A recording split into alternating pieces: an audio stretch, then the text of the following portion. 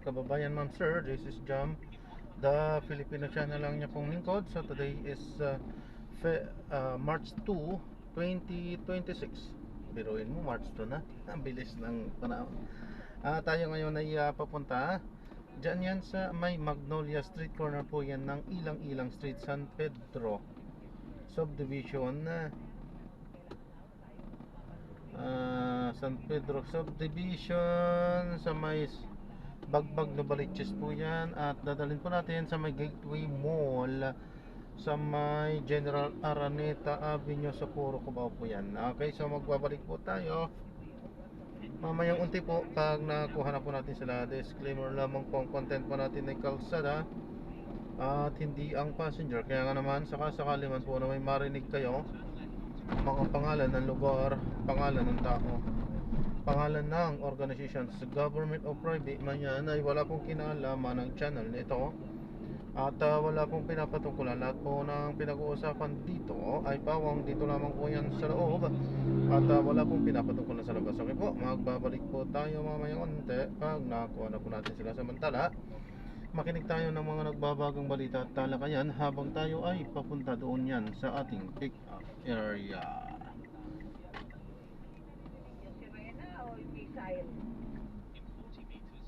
Ano po? Ano yung mga narinig yun? Sirena ba yun? Missile? Ano?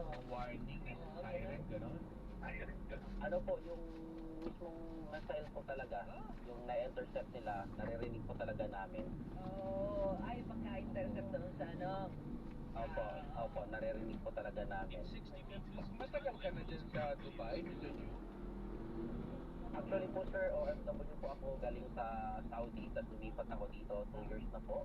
2 years ka At yan. pagdating sa mga sakuna talaga dito, masasabi talaga namin na talagang safe ang mga local or mga expatriates dito, lalong-lalo na kami mga Pilipino dito sa UAE. Yung ano niya, yung puntahan niyo niya, kung saan kayo sa shelter ngayon, di ba? Ano yan, ang ano niya na yung mga gear niyo, or kayo mismo ay trained na, alam niyo na where to go na, sinasabi sa inyo kung saan pupunta kami, mga ganyan sitwasyon. Ang kagandahan naman po dito sa UAE, ma'am, sakaling may mga sakunang ganito, lagi silang nagsisend sa amin ng alert, mga awareness. At the same time, meron silang mga information na talaga na mga bagay na dapat namin gawin o may mga shelter na dapat namin pupuntahan. At the same time, yung ating konsulado sa dito sa UAE, saka yung ating embahada, nagbibigay ng information sa amin kung saan yung pwedeng pumunta sa mga shelters natin, yung mga precautionary measures na pwede natin gagawin dito. Curious lang ako, ang Dubai, alam mo naman ang Dubai, pasyalan din yan, Yes, para tayong Apo. oo, lalo itong buwan ng Pebrero, alam ko, ito sa pinaka maraming pumupunta dyan, hindi para mga hills. Yes po, yes po.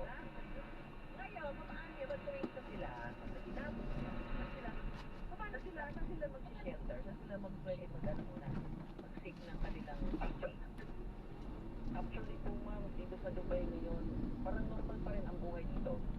Bukas yung mga establishmento, tuloy pa rin ang pasok sa trabaho, tuloy pa rin yung takbo ng buhay dito. Kasi nga, safe naman talaga dito ma'am. May naririnig, doon lang talaga kami nahirapan pag may naririnig kami, nagugulat po kami. Pero aman lang namin sa sarili namin na magiging safe talaga kami dito. At sa katunayan nga, dito ako talaga nakatira ma'am sa place na kung saan ito talaga yung area ng mga Pilipino talaga sa Altica. Halos dito parang Maynila na rin to dito. Pero pag during daytime, normal pa rin yung takbo na buhay dito. Maraming mga kabayan natin naglalakad, pagpasok sa trabaho, bukas yung mga malls, establishmento dito. Parang normal pa rin naman ma'am dito sa UAE sa ngayon. Kumbaga, tiwala kayo doon sa kakayanan ng gobyerno dyan na i-intercept yung mga missile, ganun ba? Parang Yes, alam yes nyo po. kaya, may kapabilidad, ano? Yes po, yes po. Yung ano ka, kasi di ba, nakatutok tayo sa mga balita dyan since Saturday, Yes, di ba? oo. Saturday. Yung ano, yung mga nababalita din, may tinamaan ganito sa ano, Malaking building sa doon. malaking building, di ba? Ano yung nagkaroon ng sabi, sir? Opo. Yung sikat dyan. Yung malaking ano, malakang, ano ba yung mall ba yun? Apart ba yun? Ano po yun, meron ditong isang building, yung Burj Al Arab, yung isa sa 6-star hotel ata yun, dito na dito. Kilalang hotel talaga yun, yung Burj Al Arab. Parang natalsikan, nadampisan lang ata yun, pero okay naman po siya, yun yung nakita namin sa balita. Hindi naman talaga siya totally natamaan po. Safe naman po doon. At saka sa ngayon wala pa tayong mga kabayan dito na any casualties na nangyayari po dito sa loob ng UAE. Oo, Gaano kalayo yun mula dyan sa place mo? Dito na tayo. Ayan, so na-drop na natin sila. Maraming salamat po sa panonood. Hindi tayo nakapo-play. Alam na natin ang dahilan. Ano? Ayan, so maraming salamat po sa panonood. Hanggang sa muli, ingat. God bless. Paalam po muna. Pansamantala tayo gagawa na ng ibang video sa ating susunod na misyon. Paalam po muna. Pansamantala, this is Jam, the Filipino channel. Ang inyong po. Paalam po. Sabi ni Ma'am Teresita, ang tinutukoy niyo ho dito, maliit ang sweldo sa Pinas. So para ho sa